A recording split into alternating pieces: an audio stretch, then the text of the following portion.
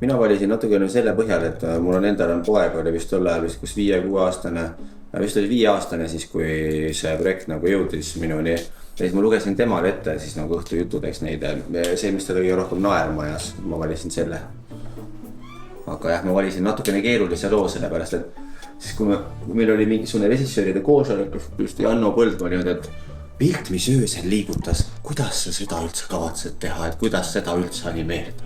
Et seda on ju nii raske teha ja tegelikult ongi seda olgupärases loos on seal ju pilt, mis ei liiguta ja siis on üks poiss, kes seda kardab, et siis, et kuidas sa seda lavastad niimoodi, et seal üldse nagu midagi nagu et midagi toimuks, sest pilt iseenesest on ju nagu liikumatu objekt.